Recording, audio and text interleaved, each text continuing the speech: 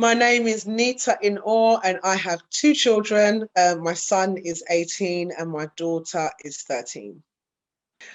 By day, I work in special education. So I work for a service that supports families who have children and young people with disabilities.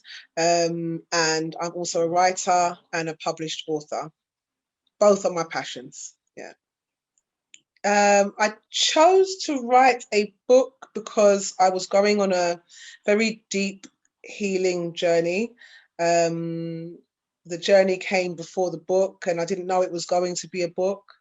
But I spent so much time like writing and releasing, reflecting, really going deep. And then one day I was like, okay, I feel like this needs to be a book, and I feel like it was, a divine message. So yeah, I just went on that path of writing the book. Book is called All of Me: The Love, Agony, Ecstasy and Release. It's a book of poetry. It's like a reflective, poetic diary. It's got some eroticism in there, love, pain, but also, most importantly, it's about healing and acceptance, self-acceptance. I would say that in terms of any advice that I might give to anyone embarking on a healing journey, any women, we sometimes as women, we do this whole, we have to be strong thing. And we know that, amongst Black women as well, that is a rhetoric that we don't have to always adhere to, because there's nothing wrong with not feeling strong. And I have learned to be still and find moments for myself, not for my children, not for anyone else, but for me to really look at what's hurt me. Because just because you've moved past something in terms of time, it doesn't mean that you've healed from it. It just means that time has happened and you've gone on with your life, but it doesn't necessarily mean that you've looked at what has affected you and how it affected you, and to look at your shadow side. So, self-care, self-love on a daily basis, not just on a weekend, every day. Find a way to show yourself acceptance and self-love and care. Challenges of being a mum and working and trying to, I guess, be a writer and do things for yourself, they are endless. I did my degree in raising two children, and I'm not the only one with that story. And I think sometimes the challenge is just putting yourself first, and remembering that these kids grow up and they leave.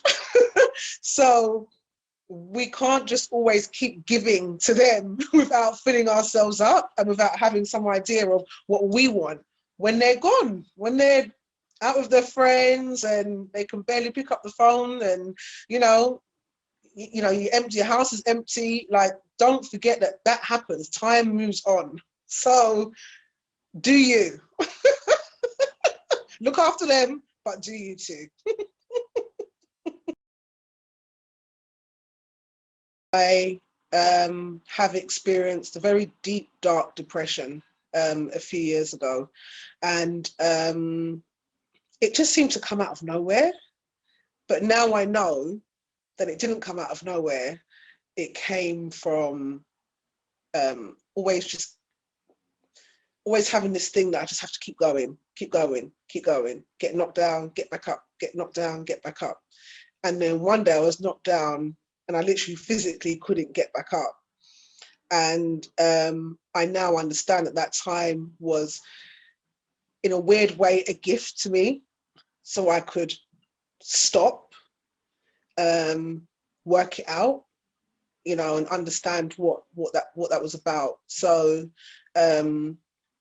yeah, it was another very significant moment in my life where I felt like no one understood, where I felt like I was the only person going through it. I remember feeling like an alien. I remember going out, being in the supermarket and feeling like no one else can understand what's happening with me.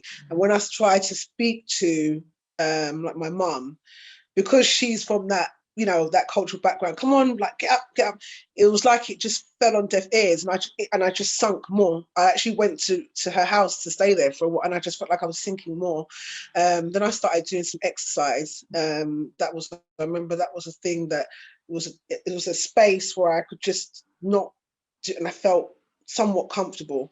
And then that's when I learned about meditation, actually, and that was one of the things that really helped to save me. Yeah. I I say different mantras at different times of the day. Usually I start my day off, and I think this is really important because sometimes we get into this thing when we jump out of bed and we jump into whatever it is that, you know, we're doing for the day, whether it be for ourselves or for our children or for work or whatever. And I would say that when you wake up in the morning, give yourself 5 minutes just to stretch your body out. Then slowly put your feet on the ground. Take deep, deep breaths into your stomach and out through your mouth, I would say for about a minute.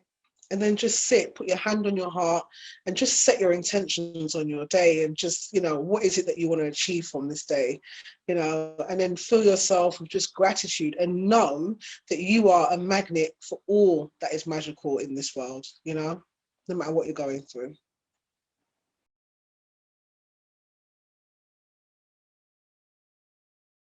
Rice and peas. Idris. Who is Anthony Joshua compared to Idris? Come on. Pineapple. Sex.